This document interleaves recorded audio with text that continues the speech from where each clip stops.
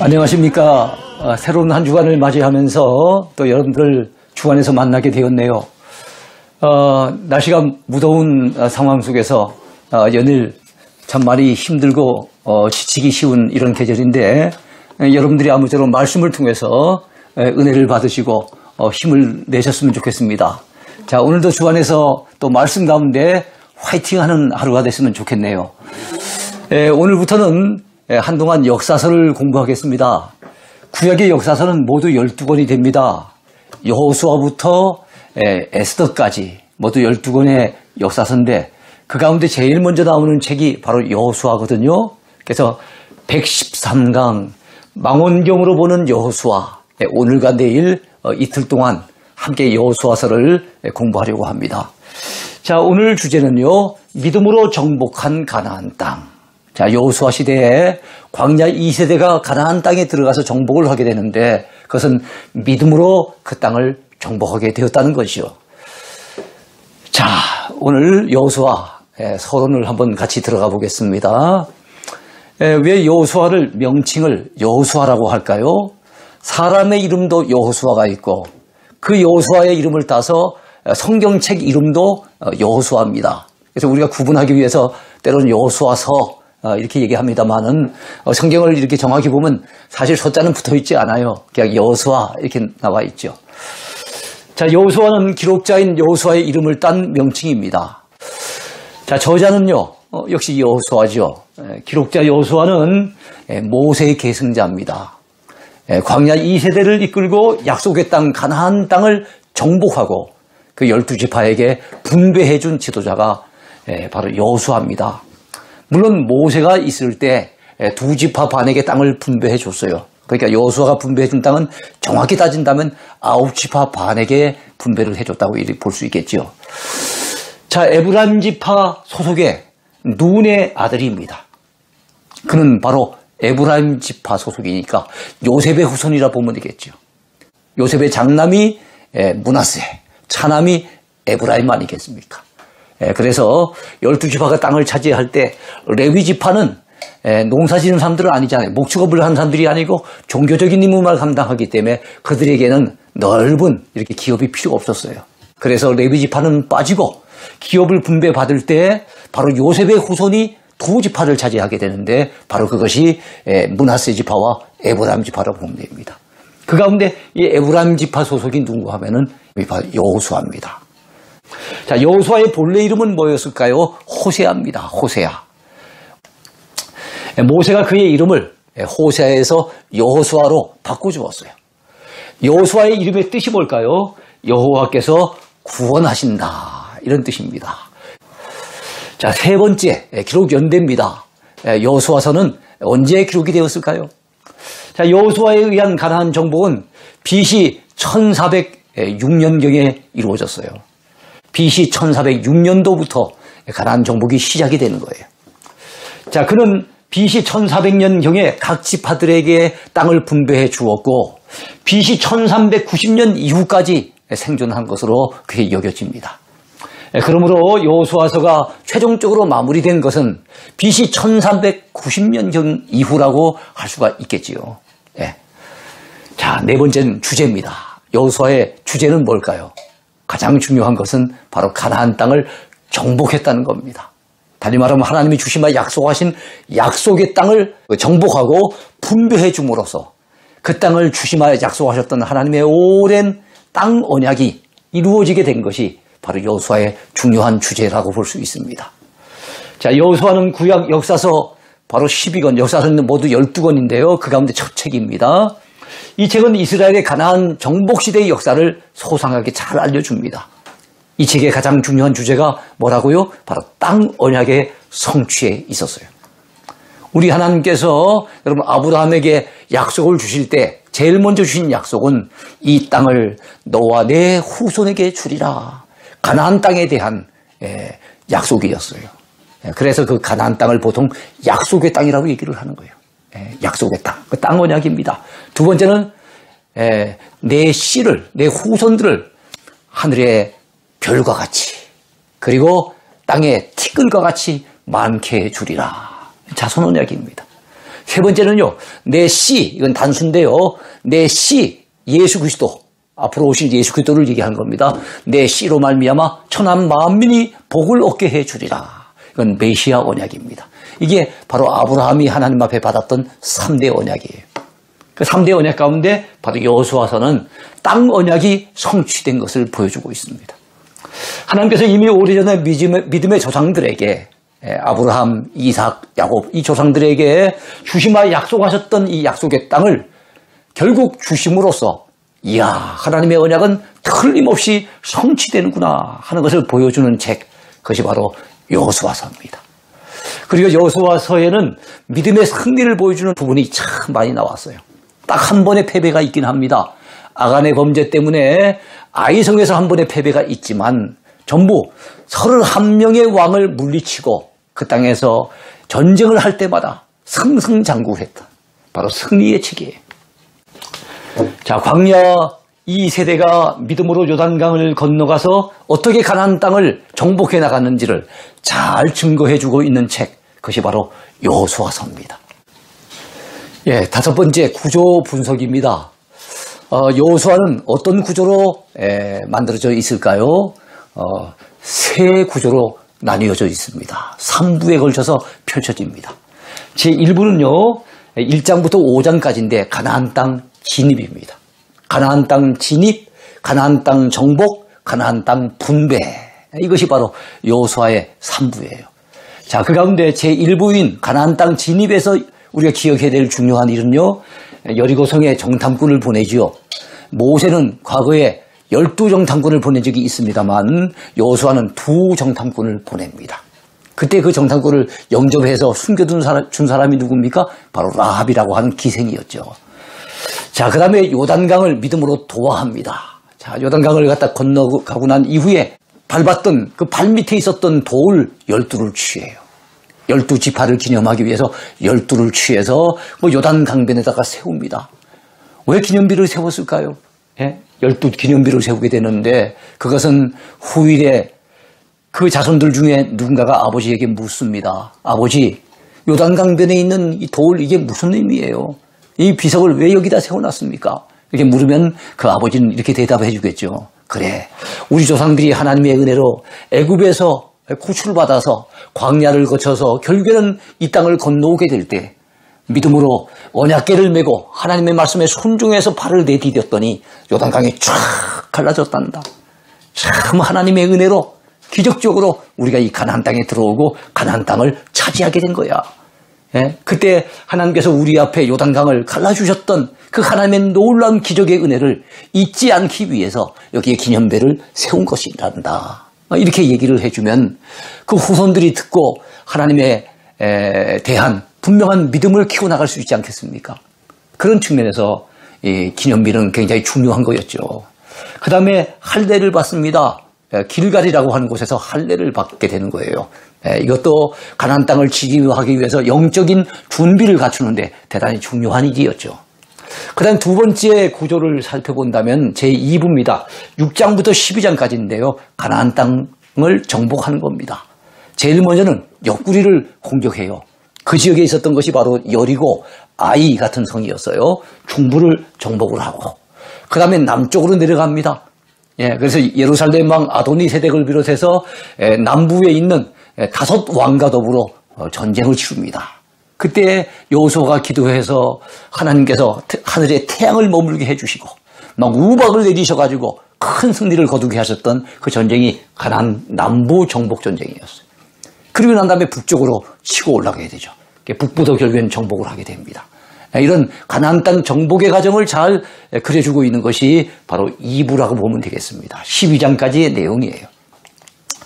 그 다음에 이제 다 정복했으니까 어떻게 됩니까? 가나안 땅을 각 지파에게 분배를 해줘야 되겠죠. 자, 13장부터 24장까지의 내용이에요. 제3부. 예. 그래서 요단 동편을 분할하는 내용이 먼저 소개가 되는데 요단 동편의 2지파 반에게 이미 땅을 나눠준 바 있어요. 그것은 여호수아가 나눠준 것이 아니라 모세가 살아있을 때 르우벤 지파, 그리고 갓 지파, 그리고 므낫세 반 지파에게 나눠줘요. 므낫세를 반 지파라고 하는 것은 므낫세 지파는 요단 동편에서도 절반 땅을 차지하고 나머지 절반은 요단 서편에 와서도 땅을 차지했기 때문에 므낫세 지파를 얘기할 때는 반지파라고 하는 표현을 쓰는 겁니다. 자, 그래서 요단 동편 땅은 모세에 의해서 이미 분할됐고 여호수아가 제비를 뽑아가지고 나머지 9지파 반에게 요단 서편에서 땅을 분배해 줍니다. 이 요단 서편 지역이 보통 우리가 알고 있는 이 가나안 땅인 거예요. 진정한 가나안 땅인 겁니다. 그리고 여호수아는 마지막 믿음의 유언을 남기고 세상을 떠나는 이야기가 바로 제3부에 나와 있습니다. 자, 지도를 한번 보면은 여러분들이 아마 좀 이해하시는 데 도움이 되지 않겠나 싶습니다. 이 모압 평지, 여기서 이제 모세가 죽기 전에 마지막으로 갔다가 신명기에 3편에 걸친 설교를 갖다 하고 비스가산에서 가나안 땅을 바라보고 바로 그 인근에 있는 산인 느보산에서 결국에는 세상을 떠나게 됩니다. 그리고 난 다음에 거기에서 바로 그 직전에 지도자로 바로 안수에서 이스라엘의 지도자로 세워졌던 여호수아가 가나안의 땅을 갖다 정복하는데 광야 2세대를 이끌고 믿음으로 정복에 나섭니다. 그래서 옆구리를 먼저 치게 되는데 바로 거기에 있었던 것이 여리고와 아이예요. 그리고 남쪽으로 내려오는데 이 녹색으로 되어 있는 화살표지요. 남쪽으로 쭉 내려옵니다만은 거기서 보면 이 예루살렘 왕 아도니 세덱의 이름은 아닙니다. 아도니 세덱이라고 하는 인물이 있는데 이 사람을 중심해서 전부 5명이 연합을 해가지고 이스라엘을 대항하기 위해서 달려듭니다. 그랬을 때 하나님이 도와주셔서 기적적인 역사로 가나안 남부 전쟁도 결국엔 승리하게 되죠. 그리고 나이가 85세가 된 이 갈렙이 이 산지를 내게 맡겨달라고. 내가 그러면은 한번 나가서 전쟁에서 싸워가지고 이 땅을 차지하겠노라고. 그래가지고 차지한 땅이 어디입니까? 이 헤브론 산지입니다. 헤브론 산지. 바로 여기에 막벨라굴이 있고 여기에 아브라함과 사라, 그 다음에 이삭과 리브가, 그 다음에 야곱과 레아 같은 믿음의 조상들이 다 묻혀 있는 거예요. 믿음의 조상들의 얼이 서려 있는 그곳을 바로 유다 지파의 갈렙이 차지하게 되고 자기의 딸 악사를 내놓으면서 자 누구든지 이 드비를 치는 자, 드비를 쳐가지고 빼앗는 자에게는 내 딸을 주겠다 했는데 바로 온니엘이라고 하는 인물이 바로 그 땅을 갖다가 취하면서 큰 승리를 거두죠. 그래서 갈렙의 사위가 되는 그런 역사들이 있습니다. 이게 여호수아서에 나오는 내용들이에요. 그리고 난 다음에 남부전쟁이 끝나고 난 다음에 북부전쟁으로 이제 치기 위해서 올라가는데 갈리 바다의 그 북쪽에 가보면 메롬 시내라고 하는 시내가 있어요. 그래서 메롬 물가의 전투, 아주 유명한 전투입니다. 가나안 북부전쟁에서 중요한 전쟁인데 바로 메롬 물가의 전투예요. 그때 북부의 연합군은 하솔이라고 하는 그 지역을 중심으로 해서 연합군이 형성이 됩니다.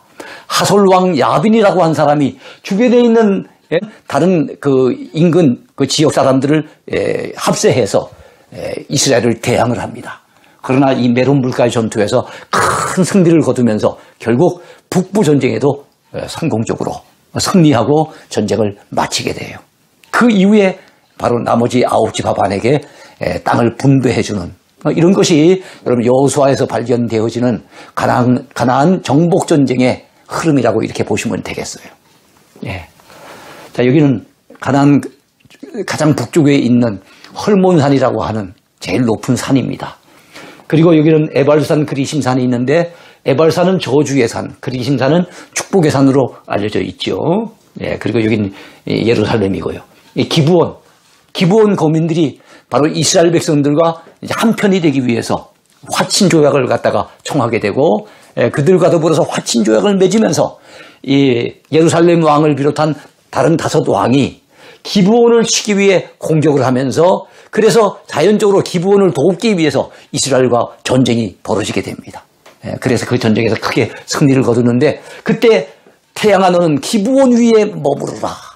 달아 너는 아얄론 골짜기 위에 그리할지어다. 할 때 바로 태양이 머물렀던 곳이 이 기브온 위에 머무르게 되는 거예요. 자, 그래서 이제 각 지파마다 이제 땅을 차지하게 되는데 여러분 동쪽에서 이미 땅을 차지했던 요단 동편이라 그럽니다. 요단 동편에서 땅을 차지한 2지파 반을 소개한다면 르벤 지파, 갓지파, 그리고 동쪽 므낫세 반지파입니다. 그다음에 서쪽으로 오게 된다면은 제일 남쪽에서 땅을 차지한 지파는 유다 지파예요. 상당히 넓은 땅을 차지했어요. 근데 시므온은 이 시므온 지파는 어디 마땅한 땅을 참 차지할 곳이 없어서 하는 수 없이 유다 지파의 일부 땅을 갖다가 참 빌붙어서 살게 됩니다. 시므온 지파가 이곳에 머물게 되고, 가장 북쪽에는 갈릴리 바다 근처에는 바로 납달리 지파, 스불론 지파, 이사갈 지파, 이런 것이 갈릴리 바다 근처에 땅을 차지하게 되고, 지중해 해변 쪽으로는 아셀 지파가 차지합니다. 단 지파는 원래 이 블레셋이 있는 그 근처에 단 지파가 땅을 차지했는데, 블레셋이 너무 막강하니까 여기는 일부 남고 일부는 북쪽으로 새로운 땅을 갖다 차지하기 위해서 올라가서 저 가나안 북쪽에 가서 또 다른 단 지파의 땅을 차지하게 됩니다. 라이스라고 하는 곳을 점령해서 바로 자기들의 조상의 이름을 따서 단이라고 이름을 붙였고, 그 단은 가나안 땅에서 최북단 지역으로, 그래서 가나안 땅을 얘기할 때 단으로부터 브엘세바까지 이런 말이 나올 정도로 단은 최북단 지역이라고 이렇게 보시면 됩니다. 자, 그리고 에브라임 지파, 이게 다 산지입니다. 다음 베냐민 지파는 유다 지파 바로 옆에 있는 그렇게 크지 않은 지파예요. 그래서 여러분 사울 왕이 자기가 왕으로 가다 처음 부름받을 때 나는 지극히 작은 베냐민 지파 출신입니다 라고 얘기한 것은 자기가 대단히 겸손해서 이런 것이 아니라 실제로 가장 작은 지파라고 봐도 과언이 아니에요. 베냐민 지파가 땅을 차지하고, 그렇습니다. 이렇게 여러분들이 12지파가 어떻게 해서 가나안 땅을 차지하게 되는지를 이렇게 지도를 통해서 참고하시면 좋겠습니다. 자, 여호수아 펼쳐보기. 자, 여호수아서에 이제 본론으로 들어가는 겁니다. 여호수아에게 주어진 사명이 무엇이며 하나님의 요구와 약속이 무엇이었을까요? 모세가 죽은 후에 하나님께서는 여호수아에게 모세를 대신하는 바로 이스라엘의 영도자의 사명을 맡기셨어요. 모세가 광야에서 그들을 이끌었다면은 이스라엘은 이제는 이 광야 2세대를 데리고서 가나안 땅을 정복하는 사명이 주어져 있게 되었습니다. 자, 그에게는, 이 여호수아에게는 백성들을 이끌고 가나안 땅에 들어가 그 땅을 정복해야 될 과제가 주어져 있었습니다. 자, 그런데 그 사명이 결코 만만치가 않아요. 왜 그렇습니까? 여호수아 입장에서는 그 대단한 능력을 가졌던 모세도 가나안 땅을 결국엔 들어가지 못했잖아요. 빤히 바라다 볼 뿐이지 들어가지 못했어요. 그랬던 그 과제를 자기가 감당하는 것이 상당히 부담이 됐을 겁니다. 거기다가 이스라엘 백성들의 고집과 불순종을 지금까지 모세 곁에서 모세를 수종들면서 수없이 봐왔잖아요. 저 말 안 듣는 저 고집불통의 사람들, 저 믿음 없는 사람들, 저 사람들이 이끌고 과연 가나안 땅을 정복할 수 있을 것인가, 상당한 부담이 됐을 겁니다. 자, 그때 하나님께서는 여호수아에게 강하고 담대하라고 말씀하셨어요. 여호수아가 떨리잖아요. 그 위대한 지도자 모세는 세상을 떠나고 이제는 모세가 감당했던 그 중요한 몫을 이제 오롯이 자기가 감당해야 되는데 얼마나 부담이 되겠습니까? 그러니까 두려워 떨고 있는 이 여호수아에게 강하고 담대하라고 우리 하나님이 요구하셨습니다. 그리고 하나님께서 명하신 율법을 다 지켜 행하라고 요구하셨습니다. 하나님 말씀하십니다. 강하고 담대하라. 너는 내가 그들의 조상에게 맹세하여 그들에게 주리라 한 땅을 이 백성에게 차지하게 하리라. 자, 오직 강하고 극히 담대하여 나의 종 모세가 내게 명령한 그 율법을 다 지켜 행하고 우로나 좌로나 치우치지 말라. 그렇게 말씀하셨어요. 여러분, 여호수아가 강하고 담대해야 될 이유가 무엇이었겠습니까? 이유가 있어요. 그것은 첫째, 자, 여호수아와 이스라엘 백성들 앞에는 강력한 대적들이 도사리고 있었기 때문입니다. 가나안 땅에는 여러분 블레셋을 비롯한 수없이 많은 강력한 그 거민들이 도사리고 있는 겁니다. 그 가운데는 여부수 족속도 있고 아모리 족속도 있고 기타 여러 가지 족속들이 참 많이 도사리고 있는데 그들을 쫓아내고 정복한다는 것이 결코 쉽지 않죠. 둘째로 이스라엘의 지도자 모세가 죽었으므로 까딱 잘못하다 보면 슬픔에 잠겨 있고 낙심하기 쉽기 때문에 그래서 하나님은 여호수아에게 강하고 담대하라고 그렇게 말씀하신 겁니다. 이 율법책을 내 입에서 떠나게 하지 말며 주야로 그것을 묵상하여 그 안에 기록된 대로 다 지켜 행하라.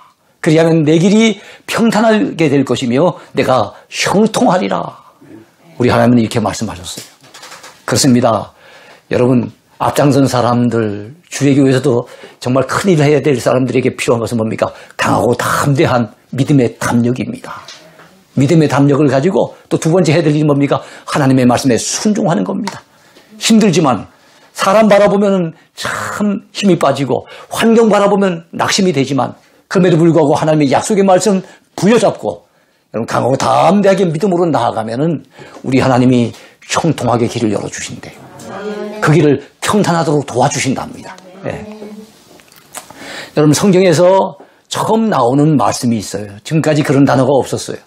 노아 시대 때 언약이라 하는 말이 처음으로 등장했던 것처럼 바로 이 여호수아 시대 때 하나님께서 주셨던 말씀 가운데 하나가 뭔가 하면 묵상이에요. 하나님의 율법을 묵상하라는 겁니다. 깊이 생각하라는 거예요. 하나님의 말씀을 듣고 그 말씀에 대해서 깊이 생각하라는 겁니다. 그리고 그 말씀 부여잡고 기도하라는 거예요. 이게 바로 묵상입니다. 묵상. 자, 우리의 삶 속에서 다른 일을 시작하기 전에 하나님의 말씀을 읽고 묵상하는 일이 정말로 중요한 일입니다. 영의 양식을 먹기 전에는 육의 양식을 먹지 않게 하소서. 여러분 이렇게 기도했던 분이 있어요. 성경을 읽지 않고는 아침 식사도 하지 않겠습니다. 이렇게 다짐했던 분이 있어요. 중국의 리랜드 왕이라고 하는 박사인데요. 그분은 1920년도에 예수님을 영접했어요. 그리고 난 다음에 중국 선교를 위해서 많이 헌신했던 사람이거든요. 그는 얘기하기를 노 바이블, 하나님의 말씀을 대하기 전에는 노 브레드, 빵을 절대로 먹지 않겠습니다. 영적인 양식을 공급받기 전에는 육적인 양식을 대하지 않겠습니다. 이런 다짐을 했다는 거예요. 자, 하나님께서는 여호수아에게 분명한 약속을 주셨습니다. 그가 두려운 상황 속에서도 강하고 담대할 수 있었던 비결, 그것은 그에게 하나님의 약속이 주어져 있었기 때문입니다. 어떤 약속입니까? 내가 너를 떠나지 아니하고 내가 너를 버리지 아니하리라. 모세와 내가 함께 있었던 것처럼 너와 함께 하리라. 야, 이 하나님의 약속의 말씀이 얼마나 큰 위로가 되고 용기가 됐겠습니까? 그 약속의 말씀을 오늘 우리들도 붙잡아야 될 줄로 믿습니다. 하나님께서 그 땅을 이미 주셨다고 말씀하셨어요. 내가 모세에게 말한 바와 같이 너희 발바닥으로 밟는 것은 모두 내가 너희에게 주었노니. 과거형으로 주었다고 표현합니다. 이건 아주 확실하게 주실 것에 대한 그런 말씀이라고 볼 수 있겠지요. 자, 하나님께서 너와 함께 있을 것이라고 약속해 주셨습니다. 아까도 말씀드렸던 것처럼 너를 떠나지도 아니하고 너를 버리지도 아니하시라고 하시는 하나님, 그 하나님의 약속은 신실합니다. 우리 하나님이 신실하시기 때문에 그 약속도 변함이 없을 줄로 믿으시기 바랍니다. 자, 내가 모세와 함께 있었던 것 같이 너와 함께 있을 것임이니라. 내가 너를 떠나지 아니하며 버리지 아니하리니. 그랬어요. 여러분, 바로 여기가 말씀하는 너가 그 당시에는 여호수아였지만 오늘 이 시대에는 우리 각자 나에게 주시는 말씀으로 여러분 받을 수 있게 되길 바랍니다. 자, 내가 어디로 가든지 형통하고 내 길이 평탄할 것이라고 우리 하나님은 약속해 주셨어요. 그리하면, 즉 하나님의 율법에 그대로 순종하면 어디로 가든지 형통하리니 그랬습니다. 오직 여호수아와 이스라엘 백성들에게는 하나님의 약속을 그대로 믿는 믿음이 요구되어졌어요. 약속하신 분은 하나님이세요. 근데 그 약속을 믿는 대상은 누굽니까? 그 약속을 받는 우리들, 바로 믿음의 사람들인 우리들입니다. 그렇습니다. 우리는 약속의 말씀을 액면 그대로 믿어야 할 줄로 믿습니다. 그 말씀을 믿을 때 그 말씀이 내 것이 되는 거예요. 네. 자, 여호수아와 강야 2세대는 믿음으로 가나안 땅에 진격을 합니다. 결국에는 믿음으로 그 땅을 정복하게 되는 거죠. 그래서 오늘 강의의 큰 제목처럼 그 가나안 땅은 무엇으로 정복한 땅이에요? 믿음으로 정복한 약속의 땅인 거예요. 네. 그 안에 기록된 대로 다 지켜 행하라. 그리하면 내 길이 평탄하게 될 것이며 내가 형통하리라. 하나님도 그렇게 말씀하셨어요. 여러분, 두 번째 주제입니다. 가나안 땅 정복을 위한 준비를 한번 살펴봤으면 좋겠어요. 가나안 땅을 정복하기 위해서 여러분 여호수아와 이스라엘 백성들은 어떤 준비를 했을까요? 1장에 보면 영적인 준비를 합니다. 하나님께서 지도자 여호수아에게 강하고 담대하라고 영적으로 강해져야 될 것을 말씀하셨어요. 2장에 가보면 전략적인 준비를 합니다. 그래서 도정탐꾼을 바로 여리고성에 보내서 그 여리고성에 대한 이 상황을 갖다가 탐지할 수 있도록 가서 엿보라 그랬습니다. 3장에 보면 지형적인 준비가 됩니다. 뭘 건너라고 합니까? 요단강을 건너라 그랬습니다. 가나안 땅 정복하려면 요단강을 건너야 돼요. 우리가 중요한 일을 하려고 한다면 먼저 첫 번째 과제를 갖다가 돌파를 해야 되는 겁니다. 광야 1세대 앞에 홍해가 있었다면 광야 2세대 앞에는 바로 요단강이 있었던 거예요. 4장에서는 역사적인 준비가 필요합니다. 후세를 위하여 뭘 세우라고요? 기념비 돌을 세우라. 바로 길갈이라고 하는 곳에 돌을 세우는 거예요. 여러분 돌이 몇 개라 그랬습니까? 12지파를 기념하기 위해서 12개를 세우게 됩니다. 5장에 보면 의식적인 준비를 합니다. 너희들이 영적인 성결을 위해 뭐를 행하라고요? 할례를 행하라. 요즘 우리 기독신자들이 받는 것이 세례라고 한다면 그 당시 이스라엘 백성들이 하나님의 선민의 표식으로서 받게 되는 것이 바로 할례라고 하는 것입니다. 자, 군사적인 행동을 개시해야 될 이때 하필이면 몸을 움직이기 어렵게 되는 할례를 행하라고 왜 하나님이 명하셨을까요? 그것은 가나안 땅에 들어가더라도 너희는 내 백성이라는 사실을 결코 잊지 말라는 것을 주지시켜 주시기 위함입니다. 그리고 이 땅을 차지하는 것은 너희들의 힘으로 되는 것이 아니고 오직 하나님의 손에 달렸다는 사실을 깊이 깨우쳐 주시기 위해서 바로 할례를 행하라고 명하신 거예요. 여러분 준비가 중요해요. 가나안 땅 정복하는 것도 준비가 필요한 겁니다. 준비에 실패하는 사람은 실패할 준비를 하는 것이다 라는 말이 있지 않습니까? 참 틀림없이 맞는 말이에요. 매사에 준비가 그만큼 중요하다는 것입니다. 오늘 배우게 될 공부하게 될 마지막 주제입니다. 세 번째, 중부 가나안 정복 전쟁을 통해서 배울 수 있는 것이 무엇일까요? 자, 중부 가나안 땅을 정복하는 제일 먼저 나오는 것은 6장입니다.